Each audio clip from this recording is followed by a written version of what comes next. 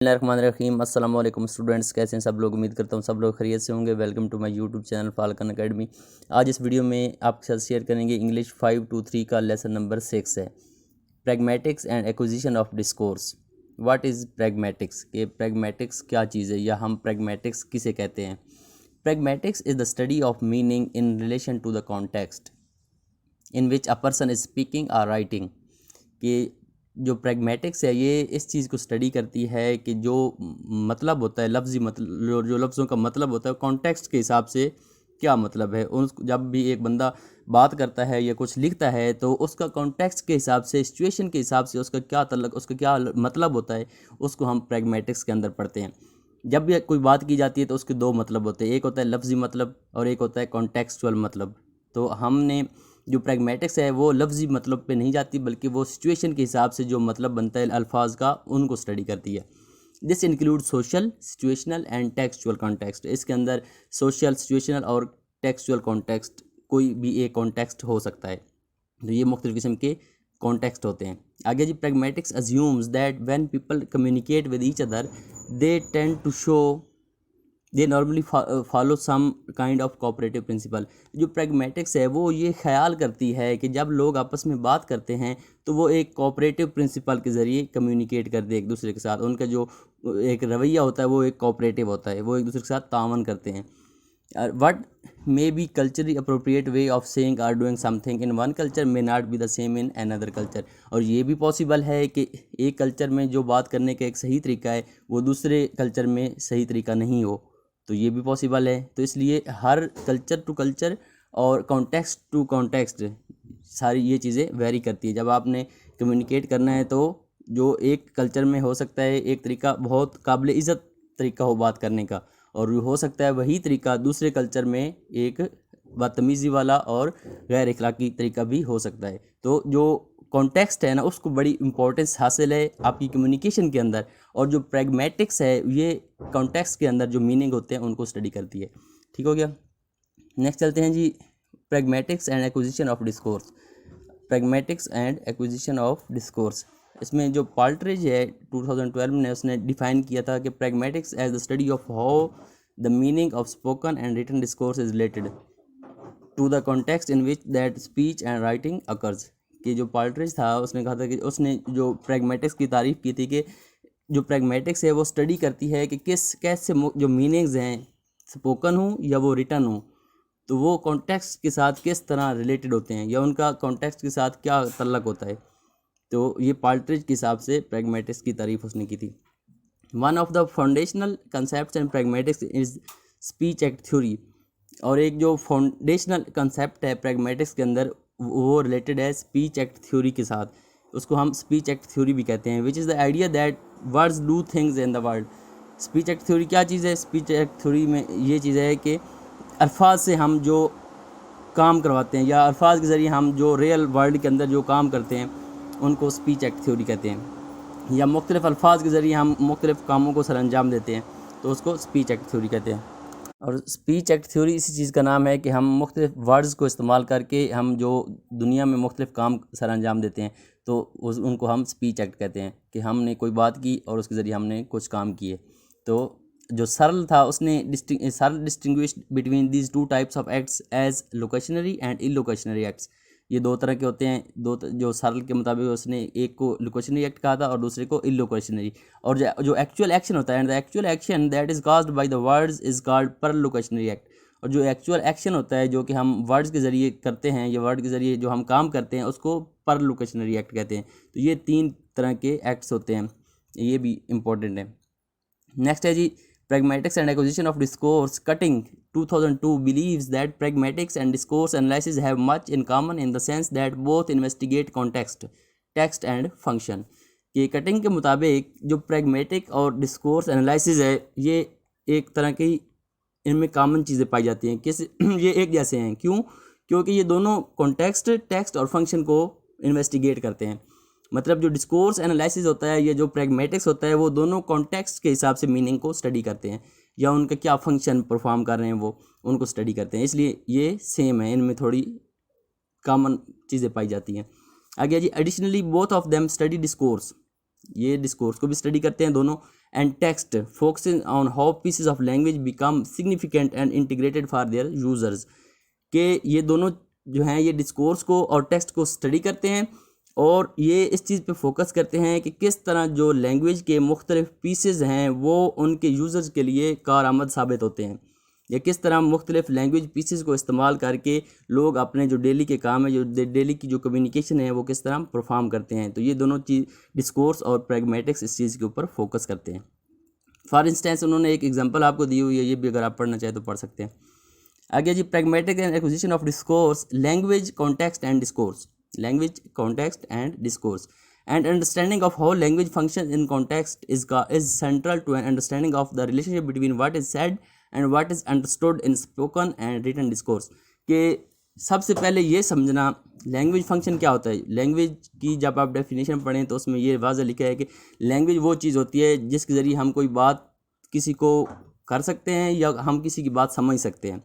तो जब आप बात किसी की समझेंगे और सुनेंगे या किसी को कोई मैसेज कन्वे करेंगे, जितना ज़्यादा वो इफ़ेक्टिव होगा, इतनी ज़्यादा आपकी जो लैंग्वेज है वो इफ़ेक्टिव होगी। तो इसलिए अगर आपने लैंग्वेज फंक्शन को, जो लैंग्वेज का प्रॉपर फंक्शन है, उसको समझने के लिए ज़रूरी है कि आपका जो कॉन्टेक्सुअल नॉलेज है वो ज़्यादा होना चाहिए आपको, ताकि पता चले कि क्या कहा जा रहा है और क्या समझ में आ रहा है, ये जो बोला जा रहा है उसका क्या मतलब बनता है, ये एक ख़ास कॉन्टेक्स्ट के अंदर उसका क्या मतलब बनता है। तो ये ज़रूरी है, इसलिए जो कॉन्टेक्स्ट नॉलेज है उसका जानना हमारे लिए बहुत ज़्यादा ज़रूरी है, ताकि हम जो स्पोकन लैंग्वेज है या जो रिटन लैंग्वेज है उसको अच्छे तरीके से समझ सकें।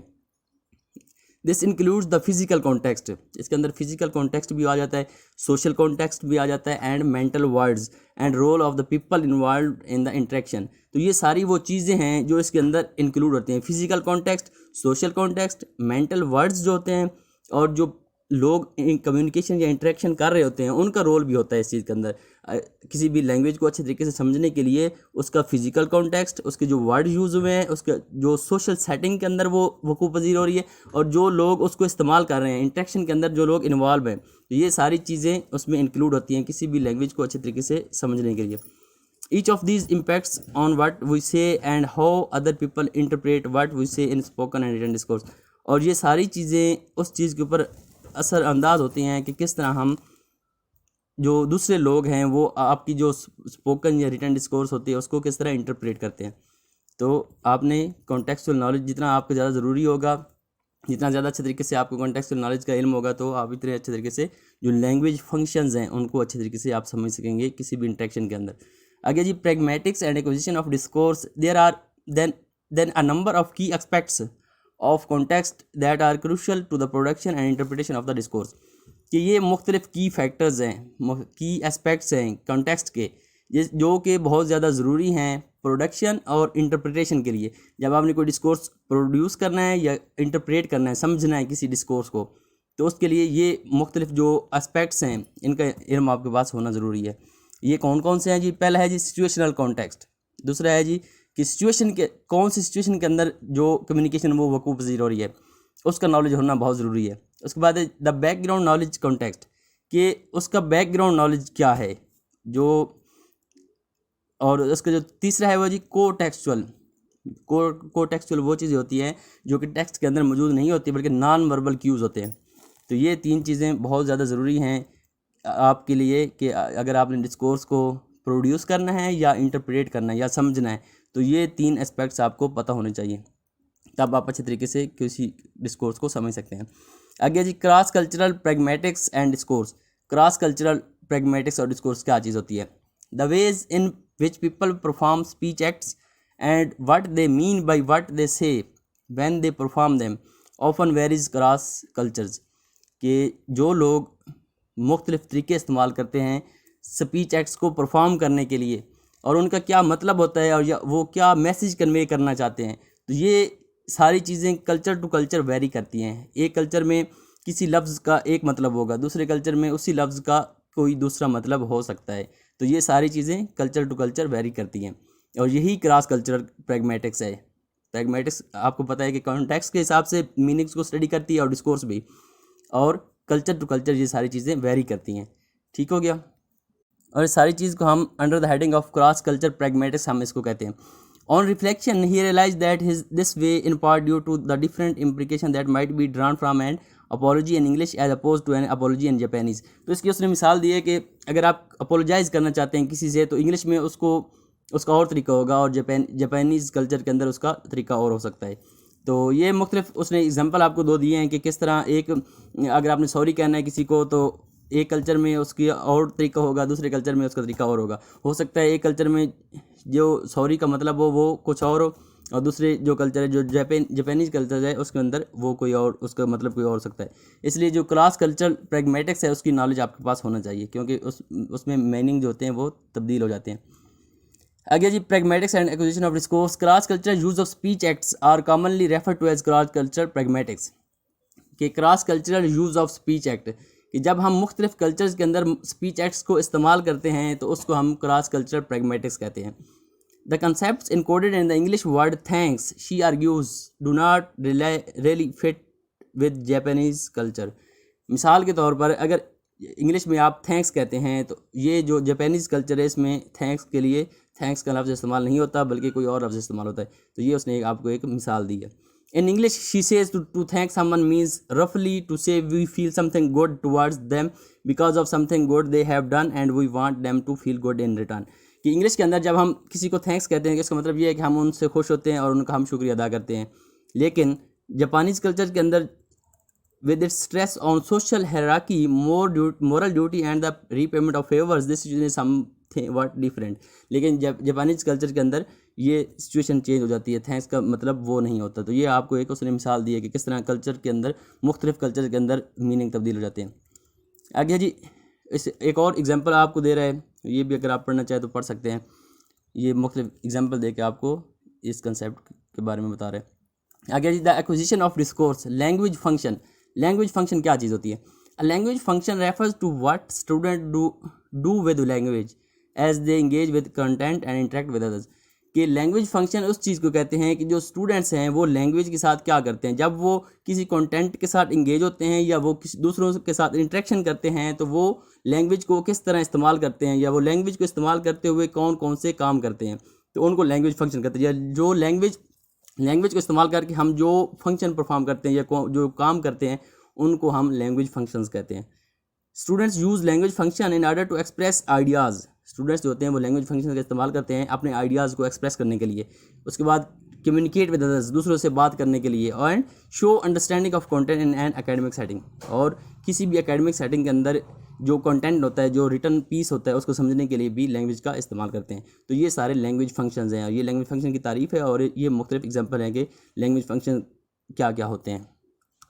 इन ओरल लैंग्वेज के अंदर कॉमन फंक्शन में इंक्लूड। ओरल लैंग्वेज के अंदर ये मुख्तलिफ कॉमन जो फंक्शन हो, लैंग्वेज फंक्शन हो, वो हो सकते हैं जी। सबसे पहला है जी गिवन इंस्ट्रक्शन, हम इंस्ट्रक्शन दे सकते हैं। मेकिंग रिक्वेस्ट हम कर सकते हैं। उसके बाद डिफेंडिंग एन आर्गूमेंट, या अपने आर्गूमेंट को हम डिफेंड कर सकते हैं। तो ये वो 3 फंक्शंस हैं जो कि ओरल लैंग्वेज के ज़रिए हम परफॉर्म कर सकते हैं। और अगर हम एकेडमिक की बात करें, in academic writing we use a range of specific functions in order to communicate ideas clearly. कि एकेडमिक राइटिंग के अंदर हम एक मुख्तलिफ रेंज ऑफ स्पेसिफिक फंक्शंस इस्तेमाल करते हैं अपने जो आइडियाज़ हैं उनको क्लियरली कम्युनिकेट करने के लिए। दीज इंक्लूड्स, इनके अंदर क्या क्या चीज़ें शामिल होती है? पहले है जी डिस्क्राइबिंग प्रोसेसेस, हम मुख्तलिफ प्रोसेस को डिस्क्राइब करते हैं। उसके आगे है जी कंपेयर और कंट्रास्टिंग थिंग्स और आइडियाज़, मुख्तलिफ आइडियाज़ और चीज़ों को हम आपस में कंपेयर और कंट्रास्ट करते हैं राइटिंग के अंदर, एकेडमिक राइटिंग के अंदर। एंड क्लासीफाइंग ऑब्जेक्ट्स और आइडियाज़, और हम अपने ऑब्जेक्ट्स या आइडियाज़ को क्लासीफाई करते हैं। तो ये 3 फंक्शन हैं एकेडमिक राइटिंग के। ठीक हो गया। नेक्स्ट है जी while functions address what we do with language. के जो फंक्शंस होते हैं वो एड्रेस करते हैं कि हम लैंग्वेज के ज़रिए क्या करते हैं, क्या काम करते हैं। Forms are the language structures, जो फॉर्म्स होती हैं लफ्ज़ों की जो फॉर्म्स होती हैं वो लैंग्वेज स्ट्रक्चर्स होते हैं। And vocabulary that are use to support those function, और जो वोकेबलरी हम इस्तेमाल करते हैं वो उन फंक्शंस को सपोर्ट करने के लिए इस्तेमाल होती है। ठीक हो गया। Language learners need to acquire both the functions, usages, purposes and the forms, structure plus cross curricular vocabulary that make up the English language in order to reach higher level of proficiency.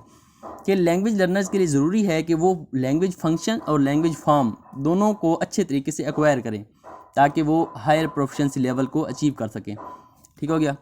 Next है जी teachers also need to understand the language demands of a task as they relate to both functions and form in order to best support students language development.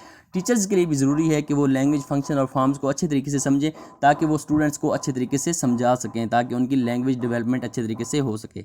तो ये teachers और students दोनों के लिए important है कि लैंग्वेज फंक्शन को और फॉर्म्स को अच्छे तरीके से समझें। नेक्स्ट है जी प्रोडक्टिव रूल्स।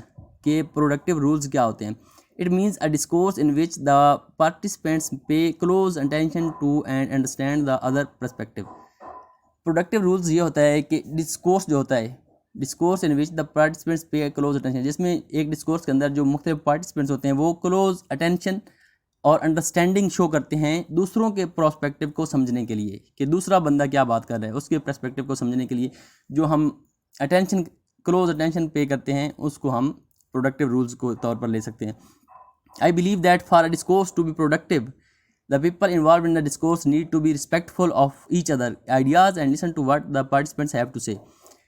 और ये बिलीव किया जाता है कि किसी भी डिस्कोर्स इतना ज़्यादा तब ही प्रोडक्टिव हो सकता है जब जो उसमें जो लोग इन्वॉल्व हैं, जो उसके पार्टिसिपेंट्स हैं, वो एक दूसरे के आइडियाज़ को अहमियत दें, ताकि अच्छे तरीके से वो जो बात करना चाहते हैं वो एक दूसरे की बात को सुने और समझ सकें। तो इसको इनको प्रोडक्टिव रूल्स कहते हैं। और ये किसी भी डिस्कोर्स के प्रोडक्टिव होने की निशानी यही है कि जो उस डिस्कोर्स के अंदर बात की जा रही है, दूसरों के आइडियाज़ हैं, उनको आप अच्छे तरीके से समझें, सुनें और अपने आइडियाज़ को उनको अच्छे तरीके से डिलीवर करें। तो वो तभी वो डिस्कोर्स जो है वो प्रोडक्टिव होगा। A productive discourse does not mean that the participants have to come to an agreement. और प्रोडक्टिव डिस्कोर्स का मतलब ये नहीं है कि दोनों पार्टिसिपेंट्स को एक बात पे एग्री होना होगा, वह आपस में डिसएग्री भी हो सकते हैं, ये ज़रूरी नहीं है कि वो आपस में एग्री रहें। Second language acquisition. नेक्स्ट इसमें आता है जी second language acquisition. Discourse refers to a set of norms. Discourse क्या होता है? डिस्कोर्स में सेट ऑफ नॉर्म्स होती हैं, उसके बाद प्रेफरेंसेस होते हैं and expectations relating language to context. और लैंग्वेज एक्सपेक्टेशन होती हैं किसी भी कॉन्टेक्स्ट के अंदर, उसको हम डिस्कोर्स कहते हैं। Discourse knowledge allows language user to produce and interpret discourse structure. जो डिस्कोर्स नॉलेज है वो लैंग्वेज यूज़र को अलाउ करता है क्या कि वो प्रोड्यूस करें और इंटरप्रेट करें, जो मुख्तलिफ डिस्कोर्स के स्ट्रक्चर्स हैं उनको प्रोड्यूस भी कर सके और उनको समझ भी सके, तो वो डिस्कोर्स नॉलेज होता है। Competent language user know the formal characteristics of this structure. जो कंपिटेंट लैंग्वेज यूज़र होते हैं वो जो फॉर्मल कैरेक्टरिस्टिक्स होती हैं किसी भी स्ट्रक्चर की, उनको अच्छे तरीके से समझते हैं।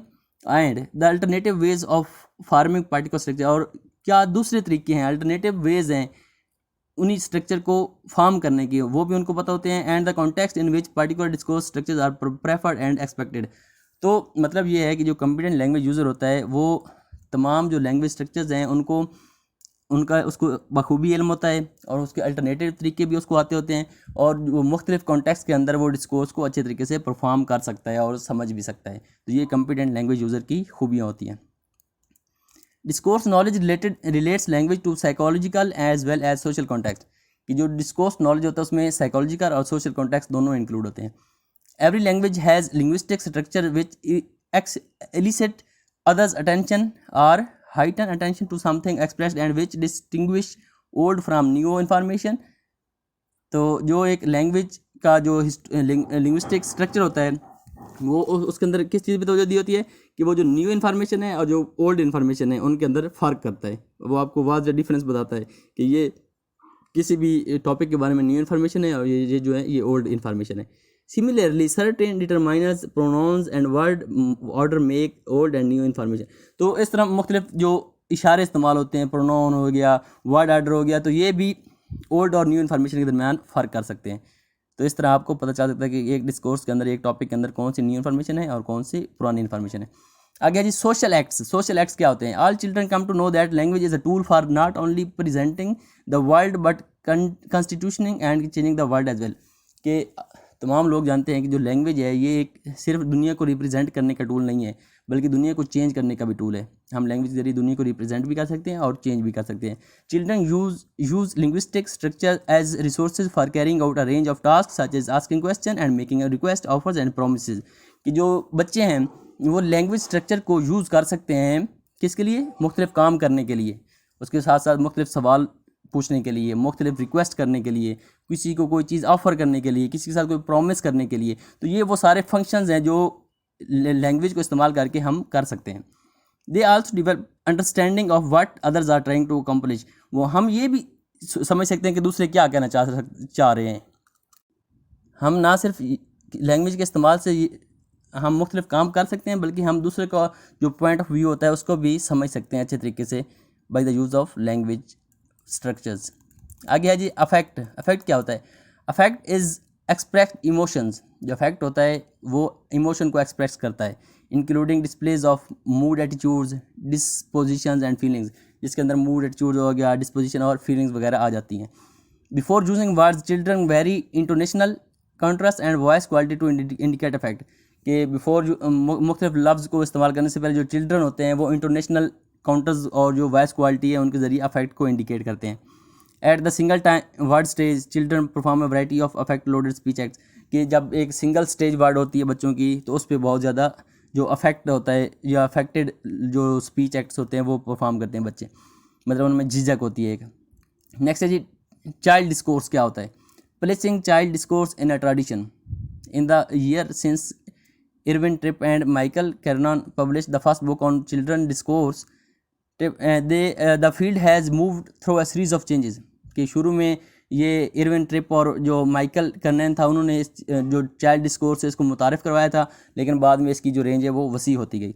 By turning to a discourse centered approach, researchers have been able to shift focus, placing the child learning process and productive pragmatics use at the center of their concern। इसमें होता क्या था कि जो ये लोग थे इन्होंने इस चीज़ पे फोकस किया था कि कैसे जो एक बच्चा है वो मुख्तलिफ़ किस्म के जो डिस्कोर्स हैं उनको एक्वायर कर सकता है, ये किस तरह उसके जो लर्निंग प्रोसेस होते हैं वो किस तरह वकूफ़ पज़ीर होते हैं। तो ये चाइल्ड डिस्कोर्स की एक मिसाल है। आगे जी child discourse studies have also broaden to encompass institutional settings and culturally setting. तो ये जो चाइल्ड डिस्कोर्स था ये आहिस्ता आहिस्ता बढ़ता गया और फिर इंस्टीट्यूशनल सेटिंग और कल्चरल सेटिंग के अंदर ये अपना एक मुकाम हासिल कर चुका है आजकल। आगे second child discourse studies begin to address the question what does it mean socially and psychologically for the child to have an ever increasing linguistic control over her or his social environment and self awareness. तो rather than looking only for linguistic markers of children developing reflexivity and self-awareness, child discourse studies now also looks at speakers' multimodal displays of affect and attention in the movement। कि पहले जो child discourse था वो सिर्फ ये देखता था कि किस तरह जो सोशली और साइकोलॉजिकली एक जो बच्चा है वो किस तरह लैंग्वेज को यूज़ करना सीखता है। लेकिन अभी फर्दर अगर आप चाइल्ड डिस्कोर्स की बात करें तो चाइल्ड डिस्कोर्स के अंदर आ जाता है जी अडल्ट चाइल्ड डिस्कोर्स। कि अडल्ट चाइल्ड डिस्कोर्स क्या होता है? The world of the family with its often stable distinction of power and authority provides children with their earliest learning experience of how verbal communication can affect interpersonal relationships. Family discourse, particularly at meal times and on other ceremonial occasions, provides the essential testing grounds where children hone their skills as communicators. It is in the family group that children listen to and learn to construct narratives, tales and reflect past and future events। तो ये adult discourse है जिसके अंदर family का एक किरदार होता है बच्चों को मुख्तलिफ लैंग्वेज फंक्शन सिखाने में। तो इसमें बच्चे बड़े हो चुके होते हैं, वो अपना एक नैरेटिव बिल्ड कर रहे होते हैं और मुख्तलिफ टेल्स और स्टोरीज़ के ज़रिए उनको मुख्तलिफ पास्ट और फ्यूचर इवेंट्स के बारे में बताया जाता है। तो ये चाइल्ड डिस्कोर्स के अंदर है जी अडल्ट डिस्कोर्स। इसके बाद है नेक्स्ट इसके दूसरी जो टाइप है वो है जी चाइल्ड डिस्कोर्स। चाइल्ड डिस्कोर्स क्या होता है? As noted child discourse along with development pragmatics begin a new movement in child language research. के जो जैसे कि हम पहले बता चुके हैं कि जो एरविन ट्रिप और माइकल कैरनन था उसने डेवलपमेंट प्रैग्मेटिक्स के और जो चाइल्ड डिस्कोर्स के ऊपर काम किया था। ये अभी एक मूवमेंट बन चुकी है लैंग्वेज रिसर्च की बच्चों के अंदर। Several studies noted the integrity of children in making use of repetition, sound play and other aspects of virtual poetic performance. तो इसमें मुख्तलिफ प्ले और गेम्स के ज़रिए हम बच्चों को लैंग्वेज सिखाते हैं और पोएटिक परफॉर्मेंस के ज़रिए बच्चों को लैंग्वेज सिखाई जाती है। तो ये एक चाइल्ड डिस्कोर्स की एक एग्जांपल है। तो चाइल्ड डिस्कोर्स क्या था? बेसिकली चाइल्ड डिस्कोर्स था कि किस तरह बच्चे लैंग्वेज फंक्शन को परफॉर्म करना सीखते हैं। उसमें फिर एक अडल्ट होता है, अडल्ट बच्चे जो होते हैं वो किस तरह सीखते हैं, वो मुख्तलिफ फैमिली का किरदार होता है, फैमिली उनको एक नैरेटिव बिल्ड करने में थ्रू द स्टोरीज उनको सिखाती है। उसके बाद जो चाइल्ड डिस्कोर्स है इसमें हम पोइट्री के ज़रिए, गेम्स के ज़रिए और पोइटिकल परफॉर्मेंस के ज़रिए बच्चों को एक जो डिस्कोर्स है वो पढ़ना सिखाते हैं। तो ये चाइल्ड डिस्कोर्स की एग्जांपल है। इसके साथ आपका जो लेसन नंबर 6 है वो कंप्लीट होता है। उम्मीद है आप लोगों को समझ आ गई होगी। अगर कोई मज़ीद आपका क्वेश्चन होता है तो आप कमेंट सेक्शन में ज़रूर पूछा करें।